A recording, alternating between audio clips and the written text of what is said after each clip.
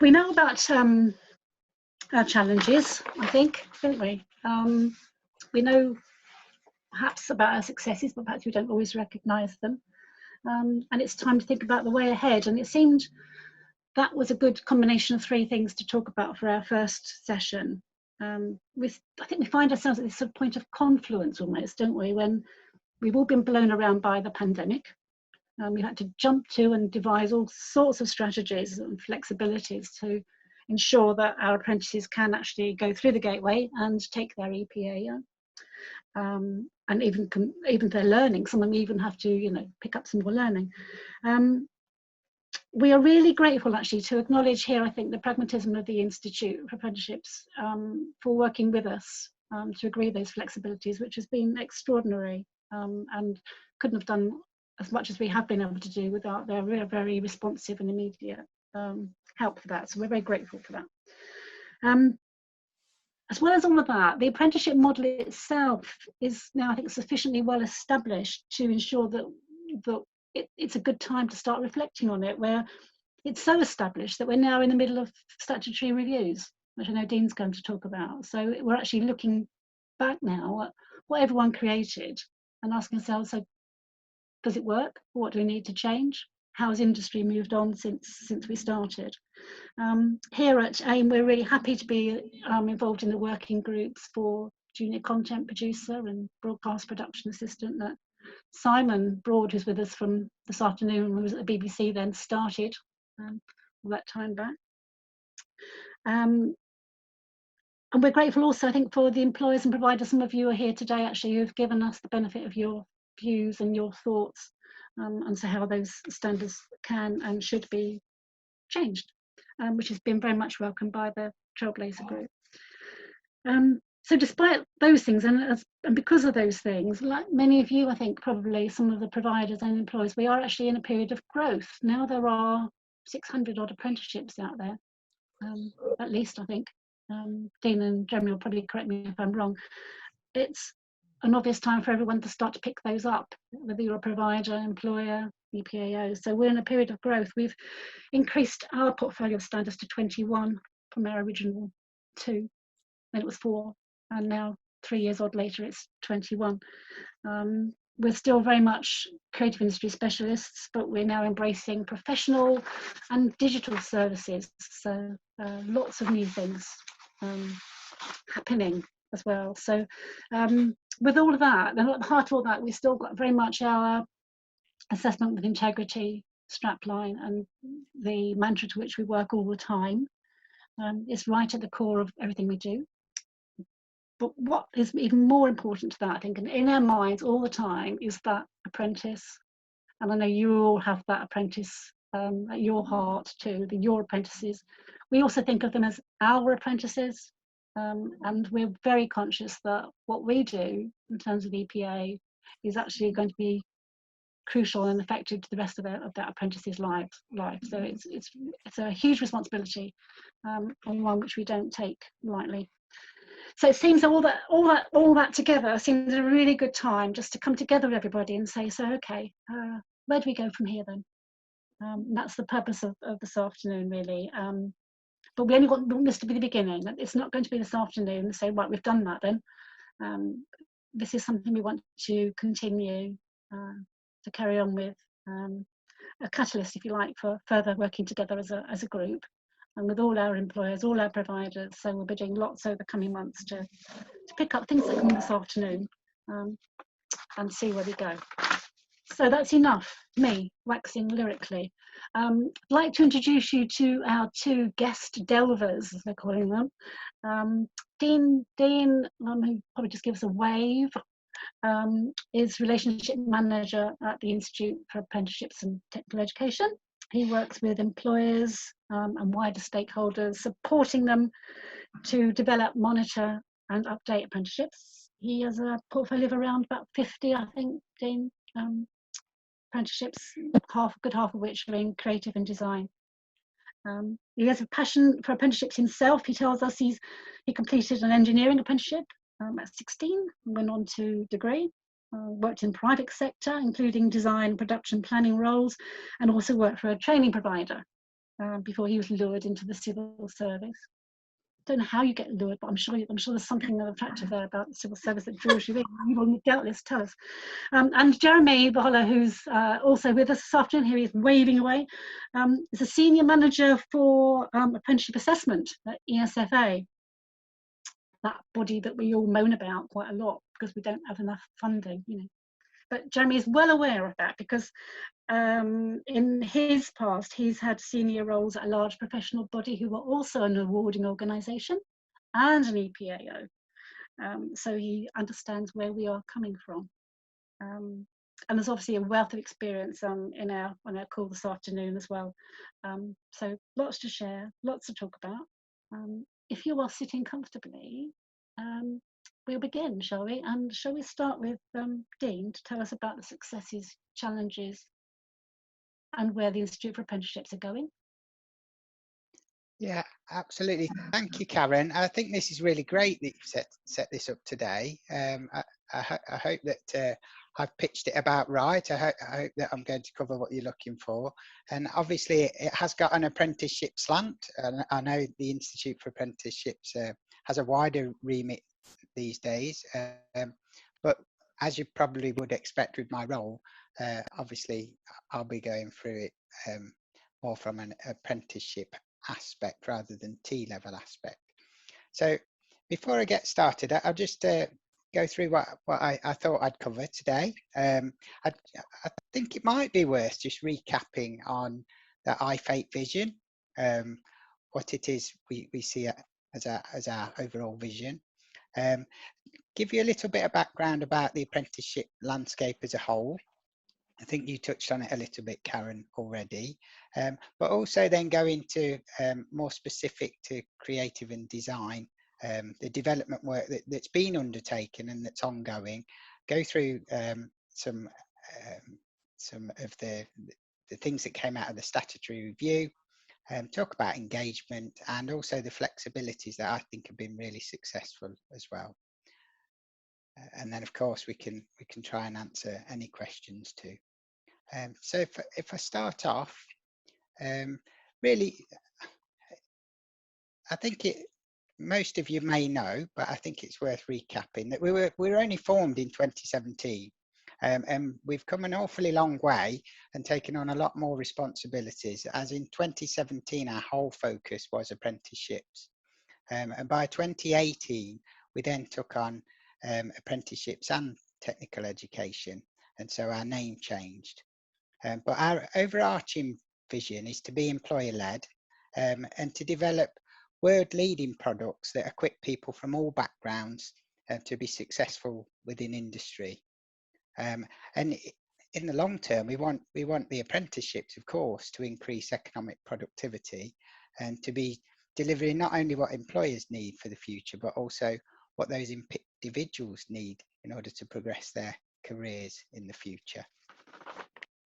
So our core purpose is to develop, approve, review and revise high quality apprenticeships and technical education products with employers. And some of you may already know my colleague. So on the apprenticeship side, within creative and design, it's split into 3 pathways. You can see the pathways there. They range from craft and design and cultural heritage and visitor attractions through to media, broadcast and production. So I'm the relationship manager on the media, broadcast and production side, and some of you may well have dealt with my colleague Steve in the other pathways. So as Karen mentioned, there are over 600 apprenticeships or just around that number now available and approved for use. And they're predominantly a large proportion of them are at level 2 and 3, as you probably would expect, as they're the entry levels, sort of GCSE and A-level equivalents. Level 4 and 5 and 6 and 7, a bit fewer in number, as you might expect, but they're fairly equal in number. So the apprenticeships that are out there, they're aimed for all age groups, and we take a cross-level approach.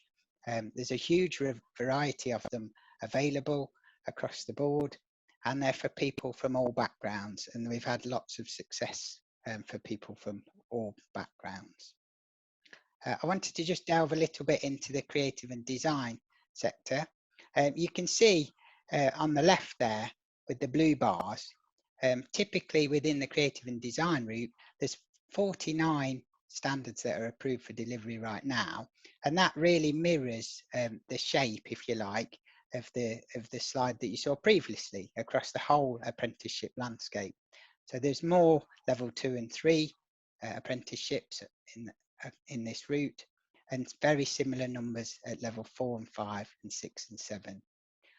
So there's 49 approved for delivery, and there's 12 that are out there in development, and that will be obviously some of our work in the forthcoming 12 months.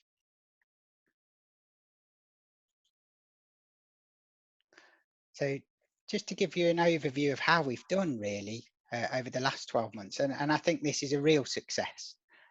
We've had approved for delivery 11 new apprenticeships in the last 12 months, and you can see there they range from bookbinder through to senior journalist, and we've done that through the dedication really and engagement of employers, training providers and EPAOs, including AIM, who have supported us greatly with looking at the endpoint assessment plans and feeding in along the way.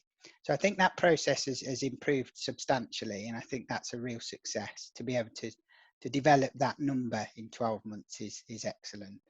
And we also have on the right there, we have 3 apprenticeships that have also been developed very quickly, and they're only awaiting final funding bands. So they should be approved for delivery within the next couple of months.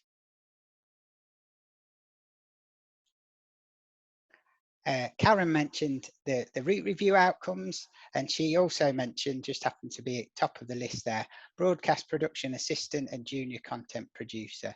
So the outcome from the review, it was very positive. All of the 15 occupations that were in scope of the review were deemed distinct occupations and should be retained in one way or another. Broadcast production assistant and junior content producer, we were asked to consider whether a core and options approach would be right for those when we bring them up to the date. I can say that the group are progressing really quickly with both of these revisions. Actually, it appears that from all the work that Screen Skills have supported with and the employers on the group, it appears that they'd like to keep them separate, and they're making a case for keeping them separate and developing those as we speak. Creative venue technician and live event technician, they are being brought together in a core and options, and again the development work on those has already started and is really well advanced. And then junior journalist, that one is to bring it up to date and incorporate different aspects to make it broader and include print, TV and radio and public relations. And then all of the others, really it's a case of bringing them up to date, ensuring that they meet current policy requirements for apprenticeships, but possibly more importantly for you people on the call, to ensure that they are still meeting employer requirements and apprentice requirements in the long term, to ensure they're going to give you what you need for your future workforce.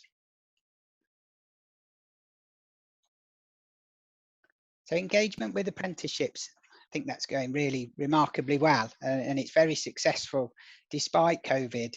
So this chart shows that the number of starts on standards has been increasing year on year substantially from 2015 right through to today. Yes, there's been a blip in 2019-20, but I think one would expect that given COVID. And it does show that actually, even despite COVID, there hasn't been a massive fall in starts compared to last year. So standards are driving up quality. We've got really impressive engagement across the sector.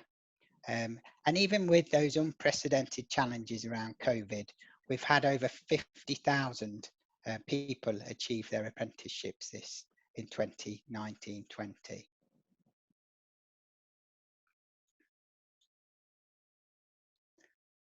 Good news for apprenticeships as a whole. They're vitally important. They're going to be even more important, essentially, for skills recovery following COVID. The FE white paper published recently committed to further development of apprenticeships, further support and work with employers.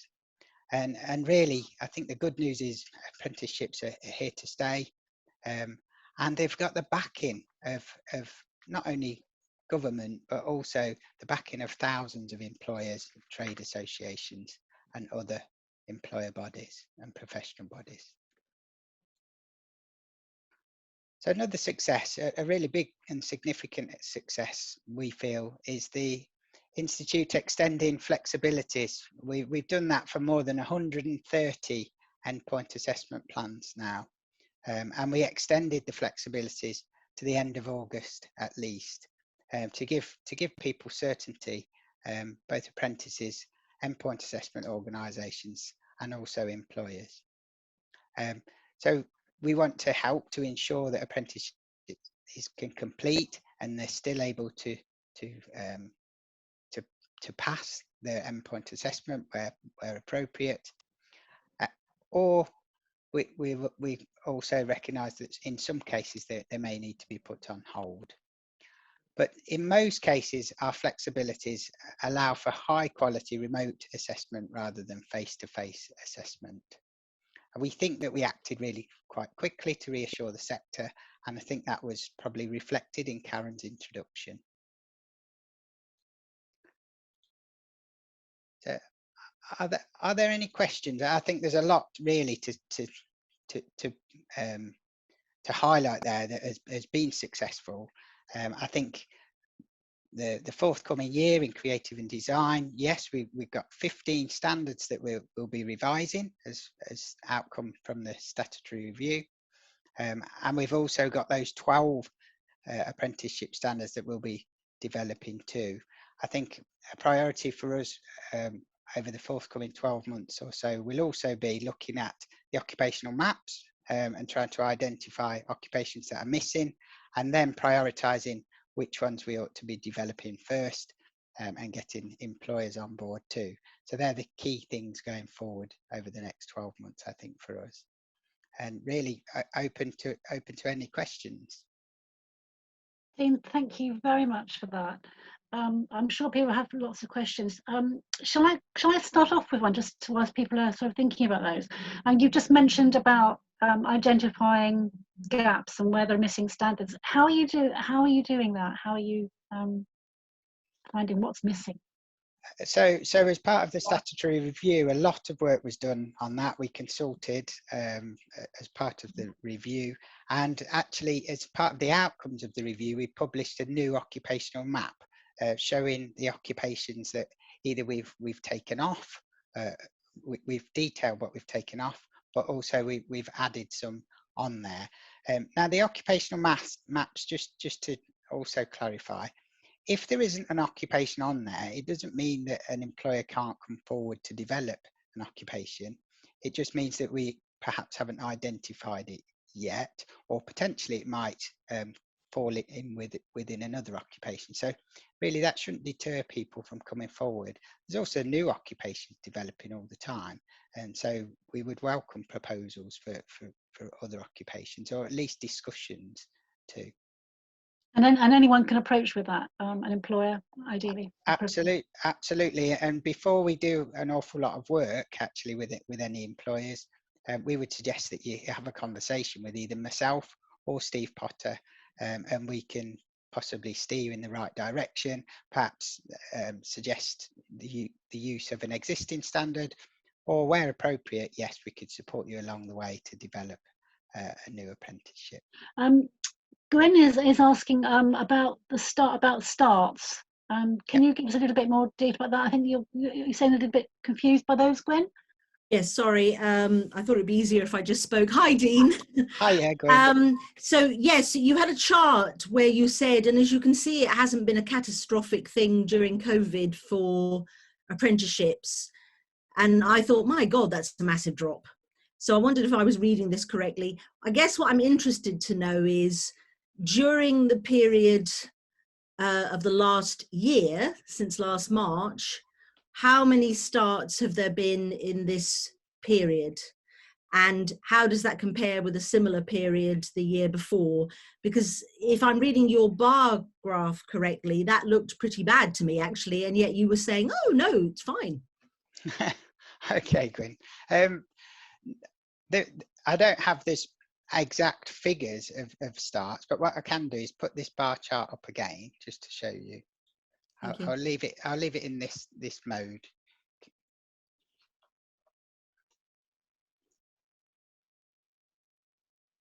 There you go. So hopefully you can see that. So in 2019-20 academic year, can you see the blue bar? They represent starts. So the starts in 2019-20 actually are just under 250,000, let's say 230, 240 roughly. And in 2018-19 they were just under 250,000. So yes, there's been a slight fall, but it's not been, I don't think, catastrophic. The orange bars represent the number of achievements, but they're slowly going up too. Yes, I completely misread that. Well, that is surprising to me, and I can see why you were encouraged. Yeah, and perhaps I could have explained it better, Gwyn. So basically, in the last year, we've had nearly as many starts as in a non-COVID year. That was the academic year 2019-20 on standards. We'll obviously be waiting for the next lot of figures coming through. So does that mean up till July 2020? Because that therefore would only take into account 3 months or so of COVID. Jeremy is saying, Gwyn, that he can give a bit more detail on this when he gives his presentation. So thank you. Then we'll maybe park this, because it's quite possible that what I'm asking you don't know. That's the point of that's very unfair. And I've misread the bar, but I am still very surprised. And I wonder if it's because it doesn't actually include very much of the COVID time. But I'll look forward to. Okay, well, we'll just hold that. We'll put that on that little board that we write up when we want to come back to something, and wait for Jeremy to give us more on that. Liza Joe is asking, do you expect an impact on the uptake of apprenticeships because of the gaps in the secondary school leavers learning? I guess what you're saying, Liza Joe, is because of all the impact of COVID and everything on young people, that there might be a greater impact on a greater type of apprenticeships rather than people going to university. Absolutely. I mean, my son's in year 11 now, so he's 15, and he's just gone back to complete his GCSEs at school, and he's had absolutely no input or careers advice around anything apart from maybe considering going to college or going into sixth form. So again, apprenticeships has been bypassed, and they've also had that gap in the learning where many of them may not achieve the grades that they expected to achieve. And I just wondered if this is going to have an impact on people actually going into apprenticeships. Do you think that is going to make a difference? Because my son's had no work experience either, so there hasn't been an opportunity for them to go and try a trade to then apply to be an apprentice because they aspire to do it. So they're not all going to be, going to interviews for stuff they don't know about. So the whole thing has had an impact on employer engagement before apprenticeships, hasn't it? So I'm just wondering if the speakers thought that may impact on the numbers. I mean, our rest of our colleagues here might also have some views on that, and we have some providers here. You might be starting to see more interest.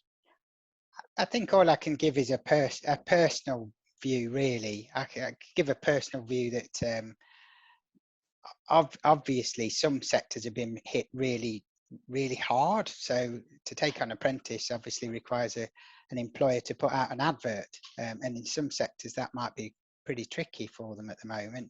Others are seeing an increase, perhaps the health sector and the like. But I think there will be a slight decline in the numbers, but that's a personal view.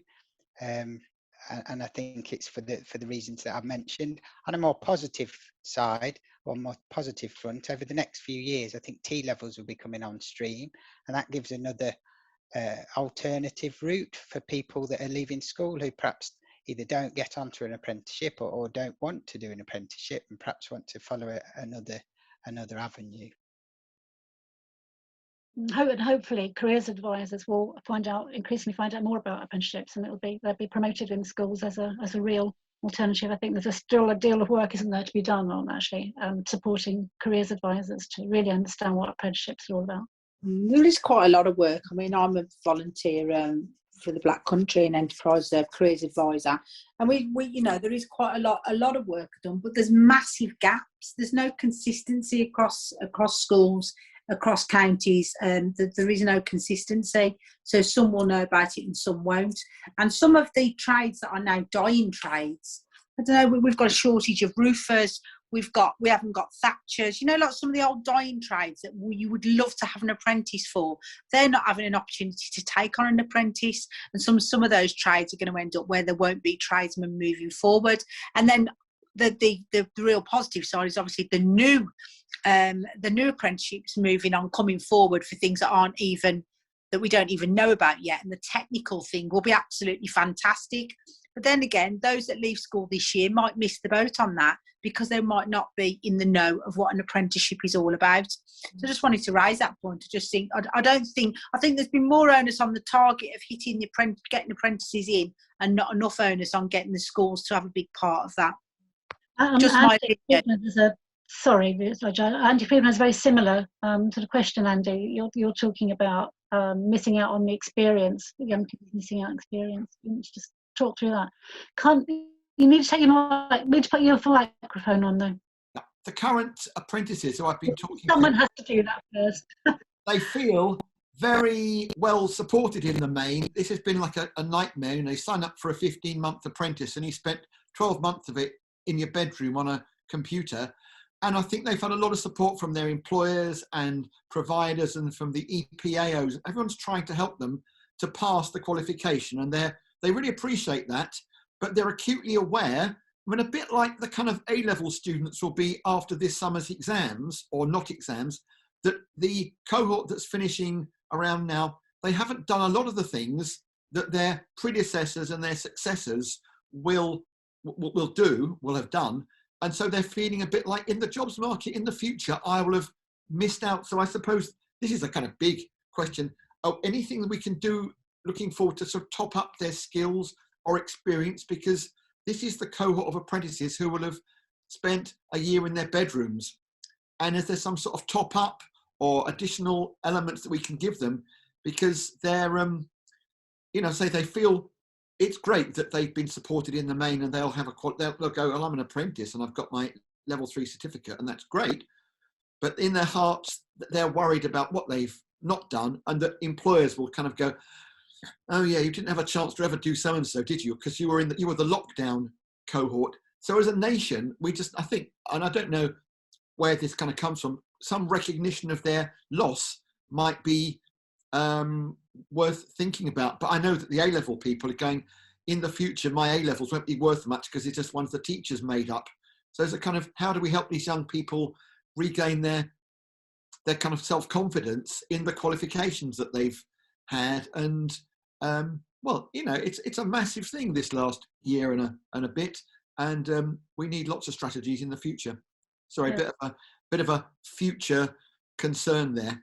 We're always, aren't we, having to respond and move and shift and change. And Howard has an interesting point as well, actually, about something that has occurred because of this that might actually prevent apprenticeship places being available.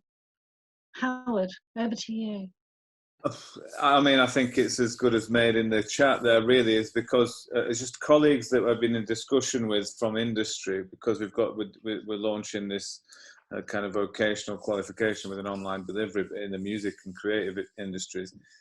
Colleagues have sort of said, well, specifically people in the entertainment, sort of festivals, booking agents, promoters, why would I take on an intern or somebody who really wet behind the ears, when in fact there are a good number of people with great experience and expertise who lost their jobs, who could be hired, who could come in and wouldn't need as much attention. So yeah, I'll echo what Andy said.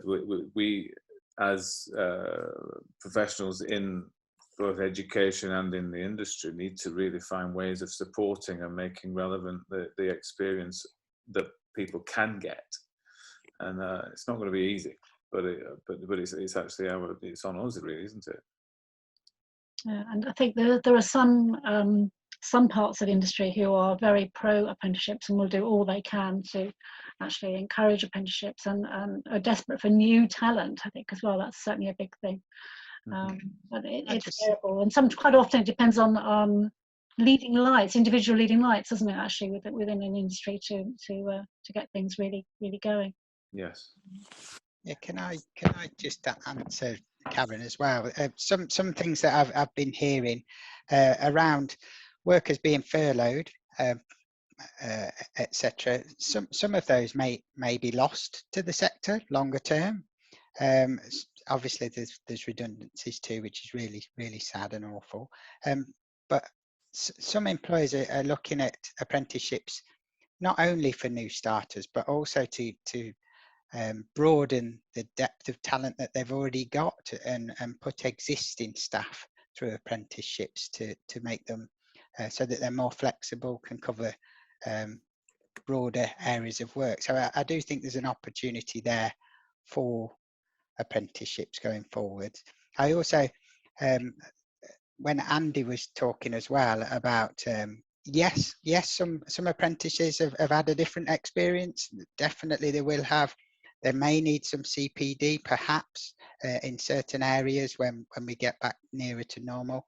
But also there's also a lot of really positive stories, particularly within banking, when I've been dealing with them employers, about how apprentices have excelled and really have used remote functions and software to communicate with customers, and probably done a lot of things that they wouldn't have done otherwise. And I think it's really important that we take those good aspects, and when we're revising standards in future, we build those elements in to ensure that we don't lose them. And finally, we were mentioning roofing and niche occupations. I think creative and design have got some standards in this route that have very few numbers, but it's really recognised that it's essential that they need to be supported. So you mentioned roofing. I know that's in construction, but there is a roofing apprenticeship. And very recently, I've been involved in developing a fishing apprenticeship, which will be small numbers, but following Brexit will be really important economically for lots of those coastal towns. I just thought I'd mention that.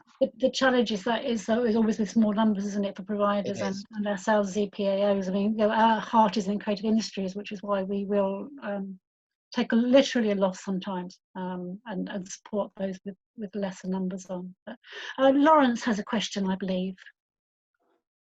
Hi, yeah, I was just going to respond to, I think it was Andy's point about apprentices in their bedrooms for the last year. And so I'm a manager. I've been managing an apprentice who's been on the publishing assistant standard. And yeah, she's definitely been working in her bedroom, but we all have actually in this company. And I suppose the reality is that after this, we'll be back in the office, but probably it'll be a hybrid between a bit of home working and a bit of office working. So yeah, I think, yeah, she's been able to continue with it and learn an awful lot of new skills, like all of us. And I remember when she first started out, when we were in the office, obviously she was nervous about things like setting up an online meeting, which is something she does 10 times a day now. And we did, and we always have, we've always been a global team, so they've always been part of the team in Madrid and so on. And that's just part of the norm. So yeah, we've carried on doing great things during this, and so has she, and we've also had to do new things because our publishing is educational publishing, so we've responded to that. And yeah, she's even done research for us this year on how learning organisations are responding to the crisis. So it's all kind of come in and been relevant. And it's really good to hear, isn't it? It's really learning alongside you as an employer, really, and that's a really good skill to have, isn't it? That's really good to hear. Yeah. I'm just wondering, shall we? We're about halfway through, and is this a good time to bring Jeremy in for a bit of a adding a different perspective to all of that? Is that all right? Are you good to go, Jeremy? Absolutely. Do you want me to? In the chat box, it's really great because it's really good to see what people are asking. Yeah. Do you want me to do my presentation? Then it's effectively a bit of an extension of the chat we're kind of having. It provides a little bit more context for that. We can talk in the round. Fine. Excellent. Okay. Right. I'm used to using Teams, so I'm now going to have to master screen sharing on Zoom. So this is learning in action, and I will live or die by the technology, I am sure. Right. Let me see. Can you see my screen? That's fine. Yeah. Okay. If I pop it into slideshow mode, once someone's email has just gone out of the way. Yeah. Right.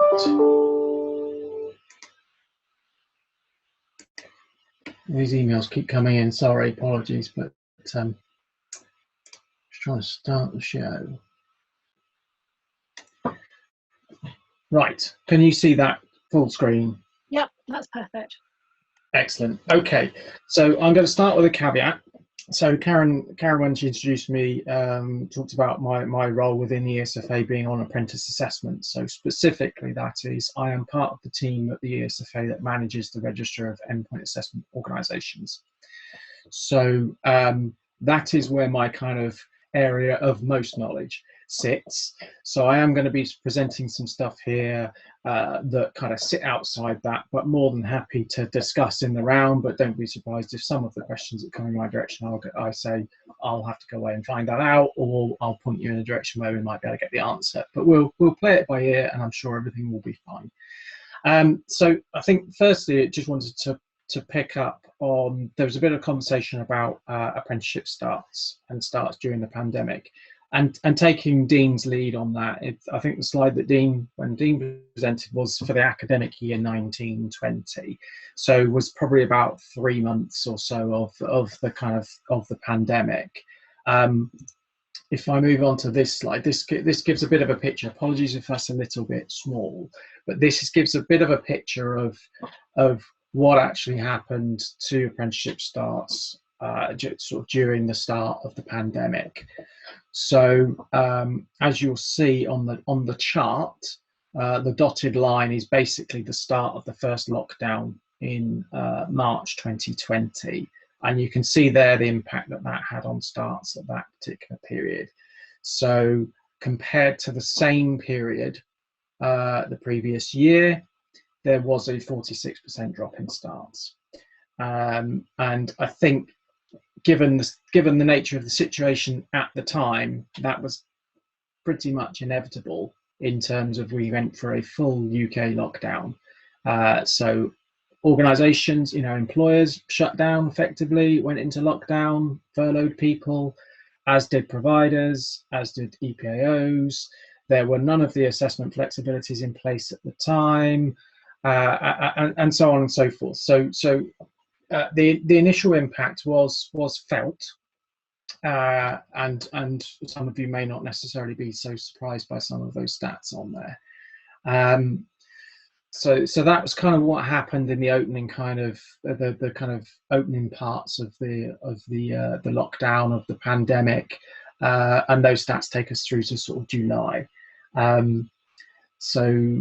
So that's that. In terms of the latest, more up-to-date statistics, these are kind of headline facts and figures, and this covers the period of August to October. So these are the latest published public domain figures, and I think the next set of figures are due in the next few weeks.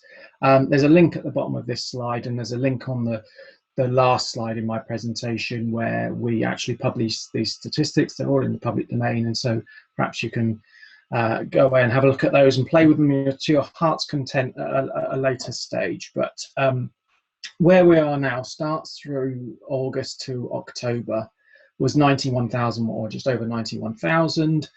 That was down by 27.6% on the same period in the previous year. So quite a considerable drop. However, the green shoots, or the good news about that, is that was a less significant drop than that earlier period of the first period of the lockdown and the pandemic, as I showed earlier, where there was about a 46% drop off. So signs that things were starting to recover. And I think there are a couple of reasons for that. I think, you know, by this point, we were quite way into the pandemic. Flexibilities had been brought in. We kind of knew as a nation how to deal with the pandemic in terms of all sorts of different arrangements for educational establishments, employers coming back online, COVID security in the offices, different ways of working online, as some of you have just described as well. So I think that kind of led to a kind of semi-recovery. Learner participation, and that is basically the population of apprenticeships, or the population of people on apprenticeships any given time. That was just over 500,000, as you can see. Again, that was down about just over 9% on the same period the previous year. And achievements were down only very slightly on the same period the previous year, 0.7%, so at 30,000 in that particular period. And that was also reflected in lots of the conversations I have are with endpoint assessment organisations. And it was kind of that second half of last year, probably the last quarter as well, where we really saw endpoint assessments picking up again. A lot of the flexibilities that Dean has mentioned were in place, were bedded in. EPAOs were able to respond to that. And we actually saw sort of kind of some record numbers from EPAOs coming through in terms of EPAs that had been delivered in that period. So again, a positive sign that things were starting to bed in, the flexibilities were starting to kick in, and the programme was starting to respond. I mean, I'd say as well as the focus here on starts, we shouldn't underestimate the considerable impact it had to existing learners that were on programme. We know that, you know, large numbers of people were furloughed. We know that providers had to shut down as well. We know that people had to adjust to different ways of working, and for many, that's also meant that things like their endpoint assessments were delayed because they've been on breaks in learning and those kinds of things as well. So there's a lot that kind of happened there. And on that note, the kind of response, certainly from DFE, from ESFA, was on a number of different footings to how we respond to this, how we support apprentices, and how we keep the programme going, and so on. Again, we provide a lot of detailed guidance to support employers and training providers. Those guidance documents are still being updated. I think the latest version was published last week or the week before. So there's still things trickling through, still things that scenarios that are popping up, and still things that we are addressing. So by no means thinking this is kind of job done. Dean mentioned lots of flexibilities. I think, as he said, it was around about 130 different apprenticeship standards that had flexibilities applied to them. Flexibilities in terms of the assessment plan. Some of that was, you know, just to move some of those things to be done online. Some of that was looking at sequencing, so maybe changing the order in some of the way in which the assessments were delivered. Some of it was looking at new assessment methods to replace existing ones where relevant and where appropriate. We put in place further rules around breaks in learning, and we're a bit more flexible there, typically to allow for longer breaks in learning for learners with providers, and also functional skills. There was a flexibility in place to effectively resequence functional skills being and allow them to be taken after the endpoint assessment is delivered. That flexibility has just come back in as well, so that is back in play because we recognise that there were a lot of people that were waiting to get their functional skills qualifications before they could take their EPA, and we've allowed a resequencing of that to allow people to still go through, complete their endpoint assessment, and then get their functional skills afterwards. So that's come back in. We made amendments to redundancy legislation as well to provide for those unfortunate apprentices that were made redundant, that they could still complete their apprenticeship. So basically that was an extension for the time frame. I think previously there were rules around how long they could be redundant before they actually considered not to be an apprentice anymore. So we enabled some flexibility around that, which has enabled more apprentices to go on and achieve their apprenticeship, in the hope that obviously makes them more employable should they go somewhere else. We also launched a redundancy support service for apprentices, so helping apprentices find other apprenticeship opportunities should they be unfortunate enough to have been made redundant from their present employer. There were relief schemes put in place for providers. The timetable for new starts through procured non-levy contracts was extended, and as we mentioned, additional flexibilities for endpoint assessment in conjunction with the Institute. And the good news on that is that a lot of those flexibilities, as Dean has mentioned, stay in place until at least August. And that really reflects that although we may be coming out of things like lockdown, there are still restrictions on travel. There will still be security, biosecurity considerations to be made, and so on. So those flexibilities endure beyond what we might say is the kind of lockdown part of the pandemic. Alongside that, as part of the response, so the Chancellor launched a skills recovery package, and this kind of picks up on some of the points that were made about earlier as well, about how we're attracting apprentices in, and how we might be able to use some of these things as tools for to encourage employers to continue to take apprentices on and continue to take younger apprentices on, as well as existing staff as well. So incentive payments for hiring new apprentices were brought in. There's £2,000 for 16 to 24-year-olds and £1,500 for 25 years and older. They were brought in as kind of incentive packages aimed at employers. Funding was put in to triple the scale of traineeships. And traineeships, I suppose in this sense, is almost a bit like an enhanced kind of work placement type scheme. And quite often they're a good route into someone trying something with an employer, and then ultimately, if they complete their traineeship, potentially moving on to become an apprentice as well. So things like that. The Kickstart scheme, which I'm sure many of you are familiar with as well. More work went into triple the number of sector-based work academy placements, and there was extra investment in the National Career Service as well. So a suite of kind of measures there. And by way of update, because of course we had the budget last week, which I'm sure we're all glued to, from the apprenticeships side of things, the incentive payments were enhanced for hiring apprentices. So from the 1st of April, it's been increased to £3,000, and that's a flat rate across any age. So there's no longer differentiation between the kind of age groups. So again, another tool for us to be using with employers to incentivize them to continue to take on apprentices.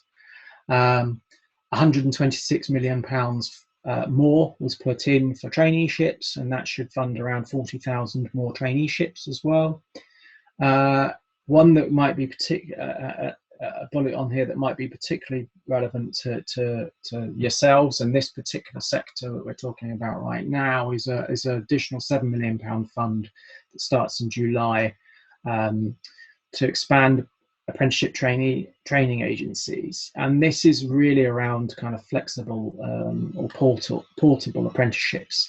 And again, an example cited is the kind of Creative Industries Council looking at putting in something there that enables, basically that what we mean by a flexible or portable apprenticeship is that someone doing an apprenticeship may work for a number of different employers as part of that apprenticeship. And if we think about the creative sector, I'm sure there are many people in that sector who do that. So there's work to be done on that. We're still working through the detail on that, but the funding has been pledged, and there's work currently going on that. And of course, on a more sort of national level, the extension of furlough through to September, which we know obviously apprentices are also taking advantage of as well, and are also impacted by kind of furlough arrangements. So that continues as well. alongside that, we've still been taking the opportunity to continue the apprenticeship reform programme. So since January of last year, January 2020, smaller employers have been able to access funding through the apprenticeship service. So we started that off relatively small scale. Obviously, it was mainly, before that point, it was large levy payers. That then has gone through to small employers. We started off with the kind of pilots and a small program on that. But from this April, all new apprenticeship starts for all employers will be through the service. So by the end of April 2021, we'll have moved all apprenticeship starts through the apprenticeship service. So that's a key part of the reforms, and we've got everything all in one place. And in July of last year, we turned off what was the frameworks. So the previous version of apprenticeships prior to standards, they closed to new registrations in July. That's a key part of the reforms. So moving ahead, everything is now on standards.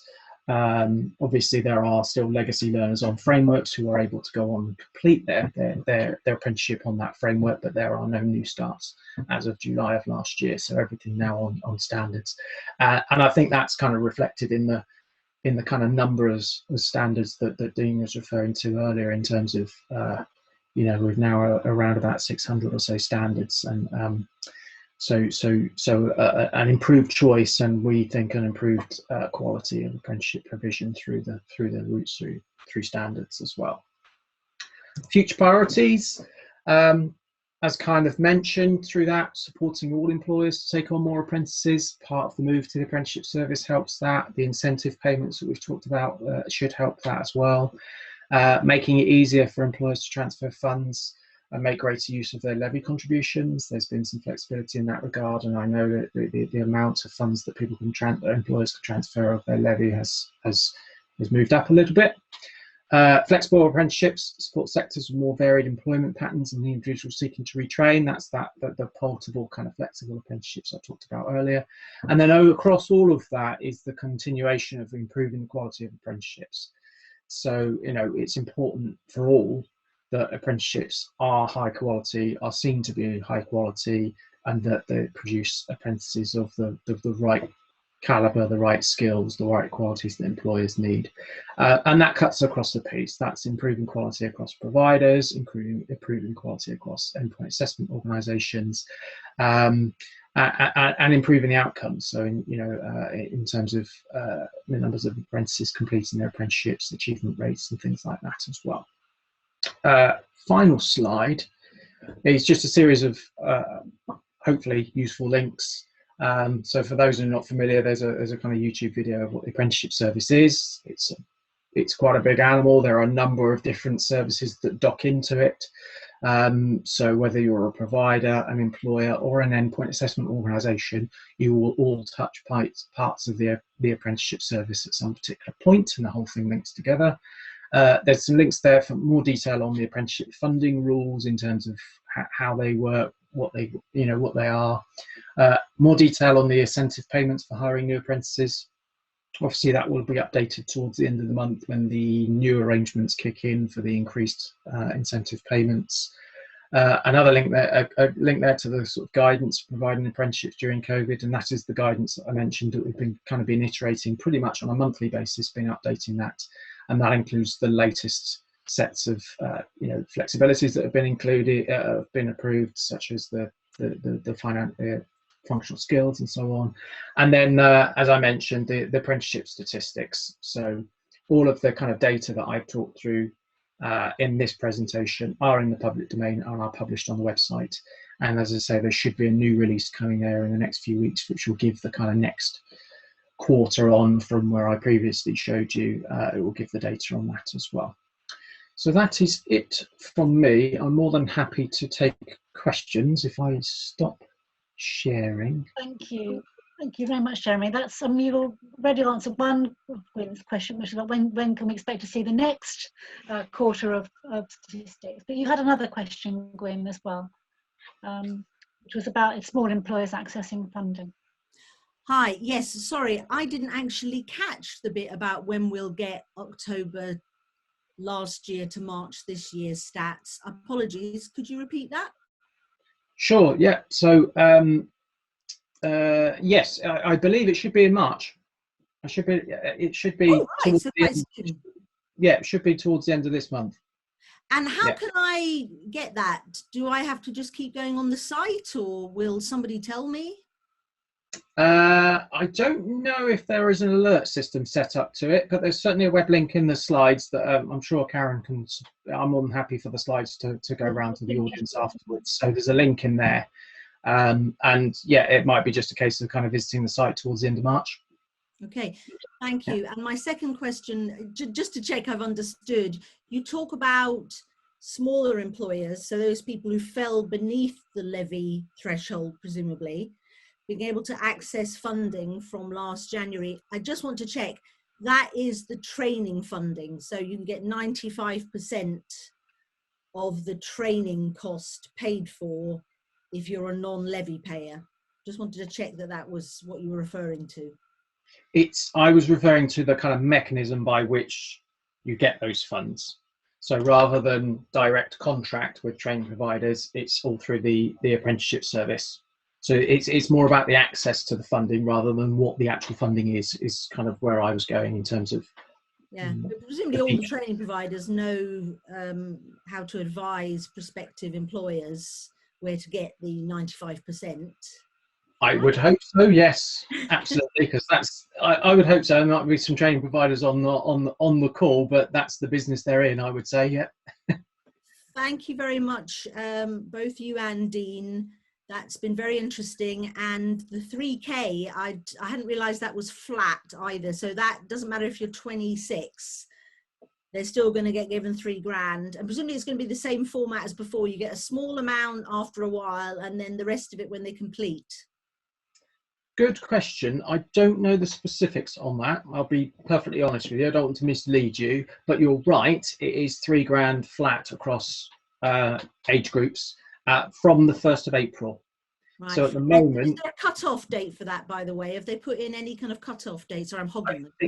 Yes, I think it's through till. Don't quote me on it. Do look at the detail, but I think it's through till September. Right, that's what I'd heard as well. I just wanted to check. Thank you, and I'll shut up now.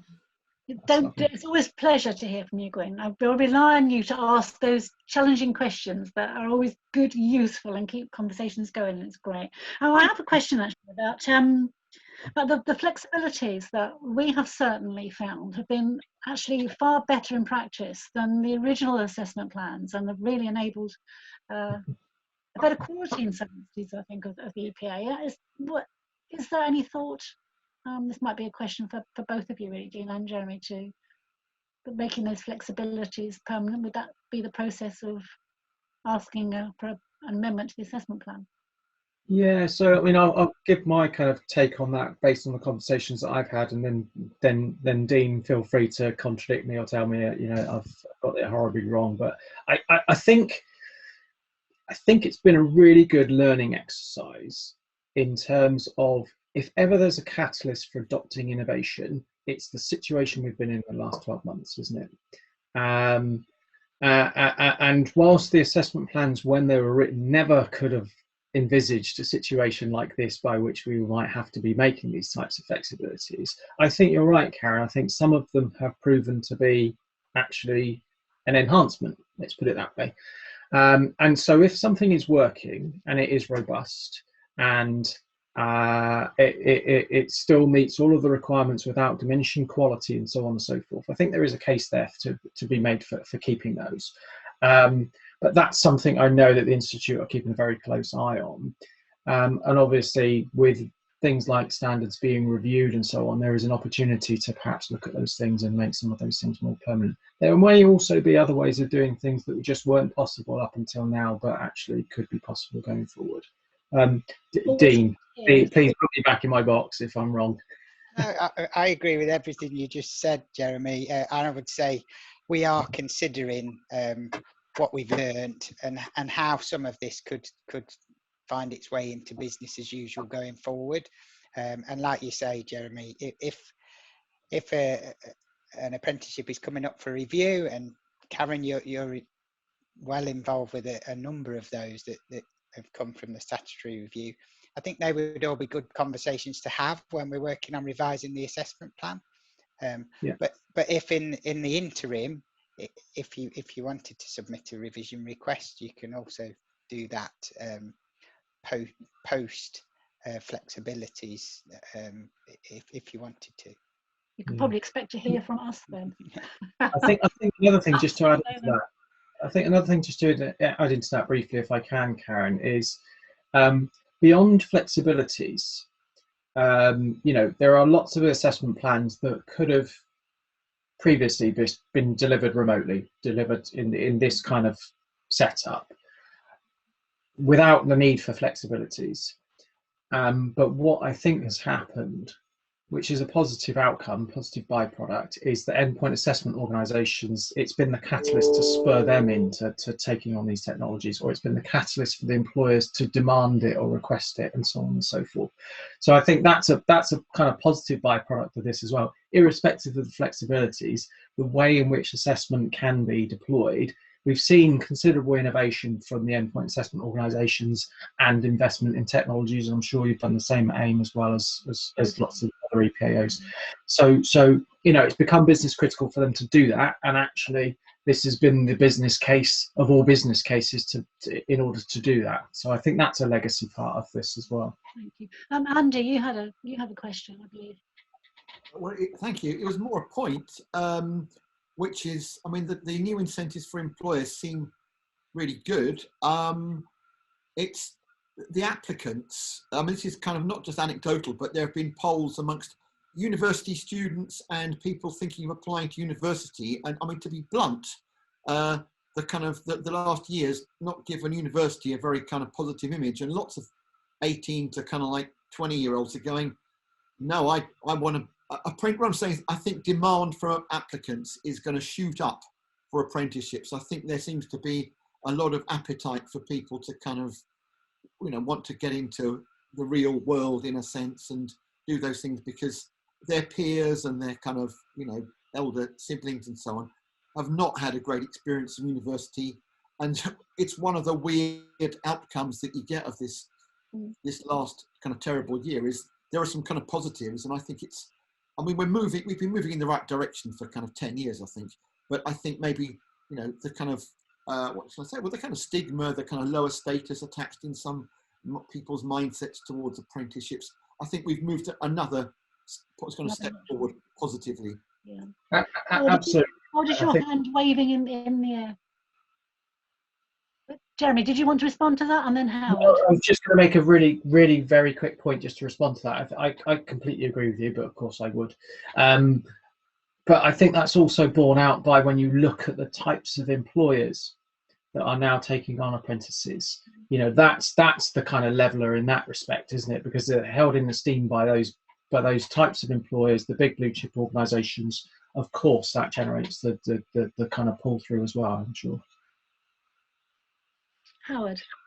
The point I was going to make was also that the employers and the putting together a pool of creative industry employers who might be smaller and not feel like, you know, not smaller operators not feel like they're ready or they have a need to get somebody in, and a learner can work with a portfolio of employers. I think that's a fantastic possibility, and I think I've got quite a likely very basic question, but I've been supported in developing some qualifications recently by AIM, and it feels to me like we've got in the creation of this, we have that group of employers potentially, and what would my first steps be in I feel like I've got all the component parts, all the ingredients in the recipe to do an apprenticeship, to create one for the music business. In its general sense at level 3, and perhaps Andy or Karen might say, "Oh, well, speak to us." I would be delighted. But what I suspect, looking at some of these YouTube clips and what have you, and getting some information from your websites. But who could I speak to? Am I right in thinking, Jane, that there is actually a music business standard in underway at the moment? I seem to remember hearing There's that. an assistant recording technician is just I awaiting a think it's actually funding band. a business one. I'll look into that actually. But Howard, by all means, I can have a call with you. You could discuss. I can give you some information about how you go about it. We could talk about what you're thinking. Yeah, I can get in touch with you and take that forward. Sounds great. Well, what I'm going to do is, because parenting beckons and I need to drop off, but I'm going to put my details in the chat. And Andy and Karen and everybody, thank you so much once again. This has been really, really interesting. That's what we want. You want interesting. I'm very conscious it is heading towards going time for all of us. But I'll to follow on from what Hal was just saying. What else would you like from us in this sort of? Karen, sorry to interrupt. Before we move on, there's a couple of questions in the yes, in okay. the chat box. Okay, great. Gwen's came in first, then Simon, and then Lawrence. Okay, fine, fabulous. I'm sorry, guys, I'm hogging again, but I suddenly remembered something that I've been dying to ask the ESFA about. So since I've got you, knowledge, skills and behaviour, threshold of previous knowledge, skills and behaviour. This is proving to be an enormous problem in my industry, which is a creative industry, mostly advertising and media agencies. And lots of people will say to me, oh dear, well, I did an internship for 2 months. Will I have too much knowledge, skills and behaviours? And I'll say, unfortunately, I don't know, because it's up to the training provider to do an interview of what you know. And then an employer will say to me, well, the trouble is, if I've employed them and then I can't put them on that apprenticeship because it turns out the training provider tells me that it's just too dodgy, what do I do? The other problem I've got is that the ESFA website, which I have checked, doesn't specify a percentage. So it implies that if you virtually know the job exists, you're in trouble. It doesn't give a percentage. And I have had training providers say, well, you know, anything over 30%, we wouldn't touch it with a barge pole. But I've had others say, oh, 5%, I wouldn't touch it with a barge pole because the funding bands are so low. Sorry, that was a multitude of questions. Please, some thoughts there, Jeremy. Yeah, it's not my area of expertise. It's not something that I cover in my role, so I'm very mindful of giving you the wrong information. I think it's one of those ones I'm going to have to go away with and look into, and perhaps get colleagues to come back. But yeah, I mean, any provider should be doing a kind of skills needs analysis, really, to diagnose what is required for that learner. I mean, of course, there is also the possibility of recognition of prior learning. So you know, there is a way for the training provider to assess what the learner already knows, and do they then therefore offer a slightly shorter apprenticeship to adjust. No, I understand all of that, but why should an employer take them on if they think that they're suddenly going to get turned away by the training provider? So that's going to be a bit awkward, isn't it? If you've hired someone, then you send them down to the training provider for the analysis, and they flunk it effectively by knowing too much. So that's really causing a lot of grief in my industry, because of the way that we very often do have people who come and do mini internships and things, and there's a great deal of worry that none of them would be allowed on, but no one can say for sure.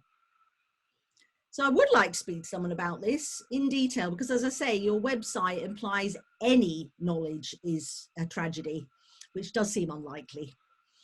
Because otherwise, how could you found the job? Yeah, sure. Okay.